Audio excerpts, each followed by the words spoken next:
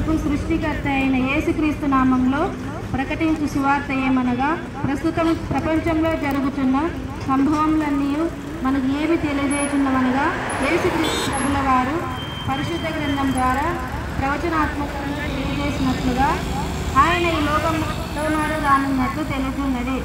ఎక్కడ చూసినా కరువులు, భూకంపములు, యుద్ధములు, యుద్ధ సమాచారములు మనం వింటున్నాము, చూస్తున్నాము. జనము మీదికి జనమును, రాజ్యం మీదికి రాజ్యమును లేచుటను, ఇవన్నీ యేసు ప్రభు రెండో రాకడకు గురుతులుగా ఉన్నాయని బైబిల్ గ్రంథం తెలియజేస్తున్నది. యేసు ప్రభు మొదటిసారి 2000 సంవత్సరాల క్రిందట ఈ భూమి మీదకి వచ్చినప్పుడు మనందరి పాపములు తీసివేయుటకు వచ్చినారు. పాపులను రక్షించుటకు, నశించిన దానిని వెతికి రక్షించుటకు ఈ లోకంలోకి వచ్చినారు. మనందరి పాపముల కొరకు రక్తం చిందించుటకు వచ్చినారు. ఆ ప్రభువు సిలువలో రక్తం కార్చి ప్రాణం పెట్టి సమాధి చేయబడి 3వ దినాన తిరిగి లేచినారు. మరణమును గెలిచిన ఏకైక దేవుడు మేము ప్రకటించున్నటువంటి నజరేయుడైన యేసుక్రీస్తు ప్రభుల వారు మాత్రమే.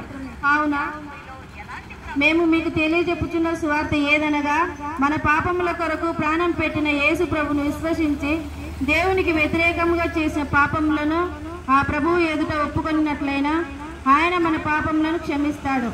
ఆయనను నీ సొంత రక్షకునిగా అంగీకరించినట్లయితే ఈ లోకం మీదకి రాబోచున్న దేవుని ఉగ్రత నుండి మనము తప్పించబడి మోక్ష రాజ్యంలో ప్రవేశించే భాగ్యము ఆ ప్రభువుల వారు అనుగ్రహిస్తాడని ప్రకటిస్తున్నాను. కనుక ఆలస్యం చేయక మీ ఆత్మరక్షణ విషయమై జాగ్రత్త పడవలసినదిగా కోరుచున్నాను. ఇదే అనుకూల సమయము, ఇదే రక్షణ దినము. మేము మీ సమయం ఉండగానే మరణం నిన్ను చేరక మునిపే ఆ ప్రభు రాకమునిపై మారు మనస్సు పొంది నీ పాపములు విడవలసినదిగా కోరుచున్నాను.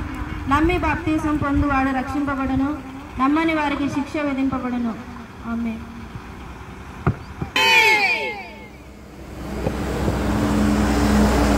పిల్ల జాడ తల్లికి లేక,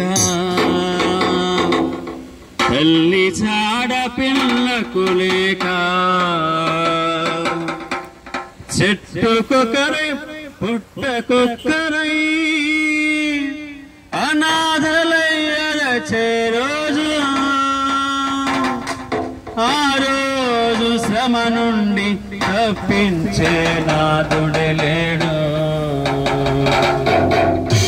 ఆ రోజు శ్రమ నుండి తప్పించే నాదుడే లేడు. అదే అదే ఆ రోజు